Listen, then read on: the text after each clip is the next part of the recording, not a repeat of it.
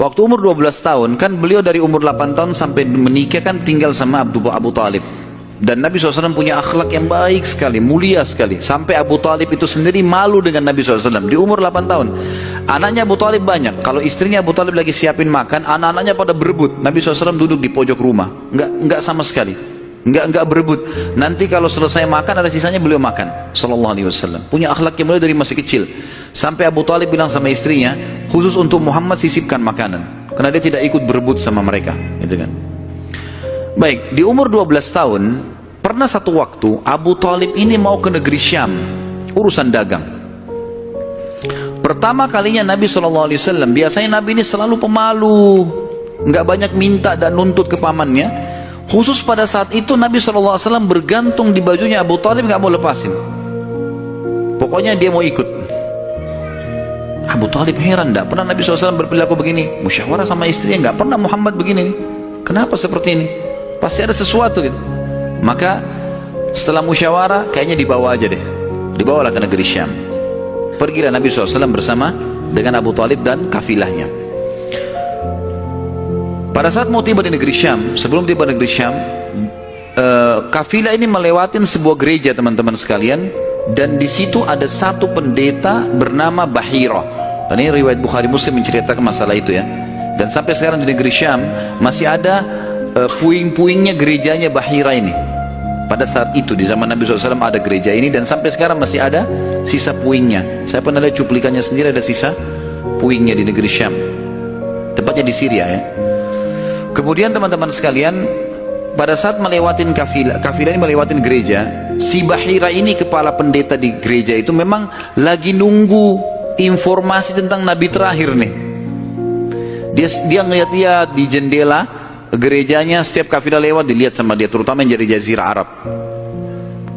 Secara kebetulan dengan hikmah ilahi lewat kafilahnya Abu Talib, dan kafilahnya agak berbeda dengan yang lainnya. Kafilah itu berarti 3 unta ke atas ya, baru dinamakan kafilah.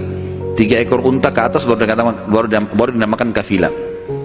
Setiap waktu lewat kafilah Abu Talib ini ada awan yang menaunginya. Beda dengan kafilah lain, padahal lagi terik matahari. Dan tidak sengaja kafilah Abu Talib istirahat di sebelah gereja, dan ada pohon-pohon kurma yang berderet, itu semuanya seperti menundukkan daun-daunnya ke kafilah itu. Pendeta ini perhatikan, kafilah tanya ini, kirim satu orang, tanya mereka kafilah dari mana nih? Jawabannya dari Jazirah Arab. Dari mana? Dari kota Mekah. Kata Bahira, hidangkan makanan sebaik mungkin di gereja, undang semua kafilah ini masuk makan. Diundanglah. Ringkas cerita, masuklah mereka untuk makan, dan pada saat satu kafilah ini masuk, yang ditinggalkan di situ hanya Nabi SAW. Nabi nggak boleh masuk karena tradisi orang Arab dulu aib kalau anak kecil ikut makan. Nanti selesai orang tua makan baru makan. Tapi ini tradisi jahiliyah. Kalau sekarang antum lakukan, antum juga jahiliyah. Makan, kasih anak-anak makan. Kenapa harus disendirikan? Mungkin dia lapar, kesian, gitu kan? Baiklah.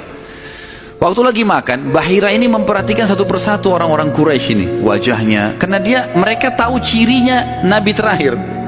Alisnya, wajahnya, mukanya, kulitnya, jalur nasabnya, semua jelas.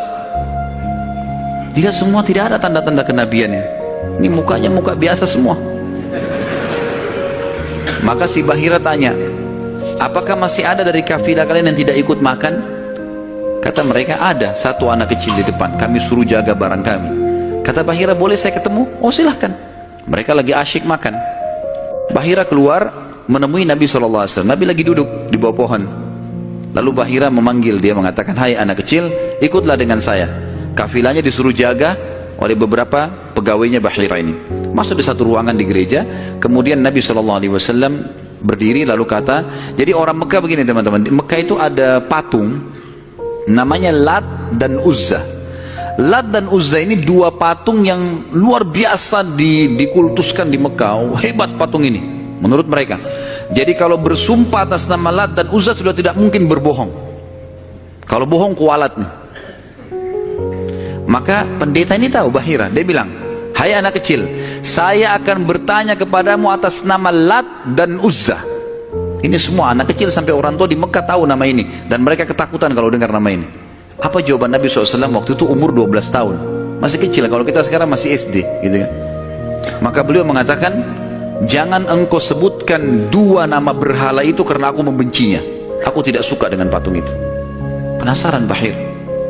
Diperhatikan wajahnya, alisnya, matanya Nabi SAW. Perlu teman-teman tahu ya, ciri fisik Nabi SAW itu luar biasa, tersebutkan secara rinci di Taurat dan Injil. Allah mengatakan dalam Al-Quran, A'udzubillahi minasyaitonirrajim, ya'rifunahu kama ya'rifuna abna'ahum.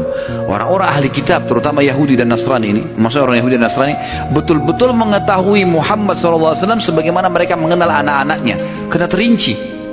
Disebutkan dalam hadis, alis Nabi SAW seperti busur panah yang lebar, berwarna hitam dan tebal. Bola mata beliau SAW besar, kelopaknya, dan dipenuhi dengan bulu mata yang lebat. Bola matanya putihnya putih bersih, hitamnya hitam pekat. Hidungnya yang mancung, bibir, dahi dan pipi yang setara dengan wajah, tidak oval dan juga tidak bulat, gitu kan. Kulitnya sangat putih sampai Nabi SAW pipinya kemerah-merahan. Jadi sangat tampan, luar biasa. Sampai ahli hadis mengatakan, kalau Yusuf alaihissalam diberikan sepertiga kegagahan dunia, maka Nabi SAW memberikan seluruh kegagahan dunia. Tidak pernah ada orang melihat Nabi SAW tidak suka. Manusia terbaik, pilihan, paling sempurna nasabnya, paling sempurna ilmunya, fisiknya, segala-galanya. Bahira memperhatikan Nabi SAW, ini semua ciri yang disebutkan dalam Injil ada. Dia masih bimbang, dia ingin buktikan satu hal. Apa itu? Dalam Taurat dan Injil juga disebutkan Nabi, setiap Nabi itu punya tanda kenabian. Apa tanda kenabian teman-teman sekalian? Sebuah daging yang menggumpal di pundak sebelah kanan, dan daging itu berwarna merah kehitam-hitaman dan dimiliki dengan atau memiliki bulu yang lebat. Maka Bahira berkata, hai anak kecil, apa kau izinkan saya untuk melihat punggungmu? Dia mengatakan, iya silakan. Dibuka oleh Nabi SAW. Begitu dia lihat tanda itu, lalu Bahira menciumnya dan mengatakan, kaulah orangnya. Tapi garis bawah satu hal ya, tanda ini tanda kenabian. Sudah selesai dengan Nabi Muhammad SAW. Jadi kalau di punggung antum ada dusta semua itu. Gak ada hubungannya sama Nabi. Loh ya, karena banyak orang yang ngaku-ngaku Nabi nih. Kata Nabi SAW, akan datang 50 dajjal, pendusta, setelah aku meninggal, mengaku semuanya Nabi. Mereka semua pendusta, aku penutup para Nabi dan Rasul, gitu kan. Karena ada orang mengaku gitu. Jadi ini khas untuk Nabi-Nabi dan sudah ditutup dengan Nabi Muhammad SAW. Sudah habis ceritanya. Nah, jadi kalau ada yang gumpal-gumpal tuh daging numpang aja. Pada saat itu Bahira pun membawa Nabi SAW masuk ke dalam ruangan makan, lalu berkata, siapa walinya anak ini? Wali, ya. Siapa walinya anak ini? Kata Abu Talib, saya ayahnya. Abu Talib berkata, pamannya. Kata Bahira, tidak mungkin kau ayahnya.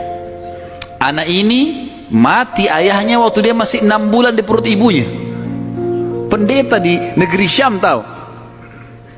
Anak ini meninggal ayahnya waktu dia umur 6 bulan di perut ibunya. Dan ibunya meninggal pada saat dia umur 6 tahun.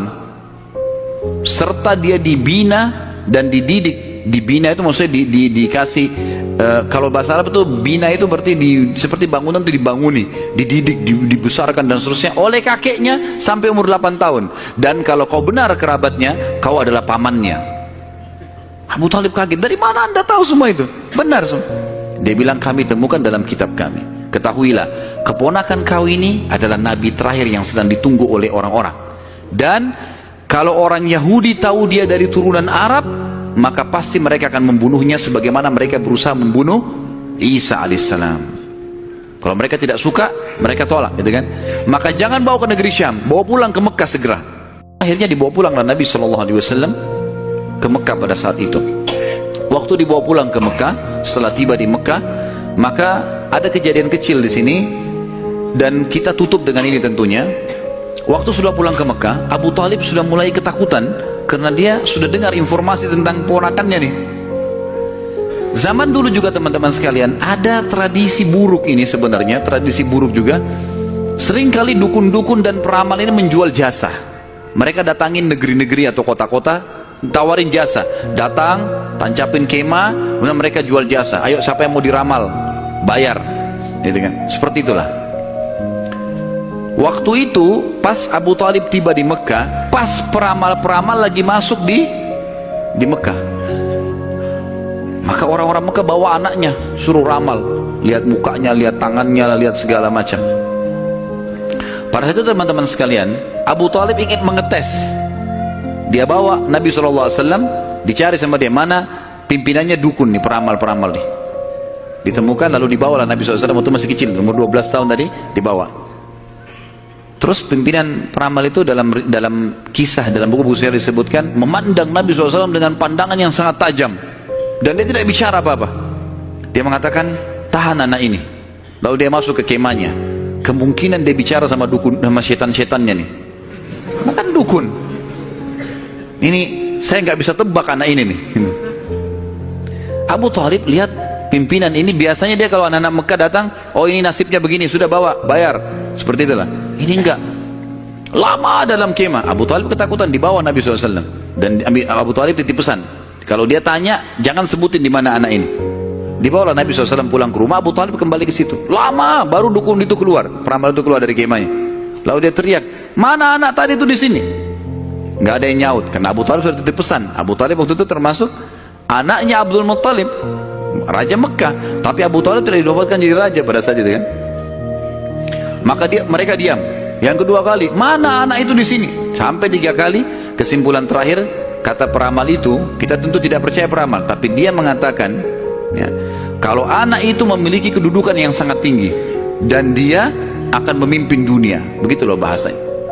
Dengan ini teman-teman sekalian, maka orang-orang Mekah jadi lebih yakin kalau Nabi SAW ini punya kedudukan. Walaupun kita secara orang Muslim tidak percaya dengan dukun semua, tapi historinya begitu. Secara histori seperti itu. Allahu a'lam.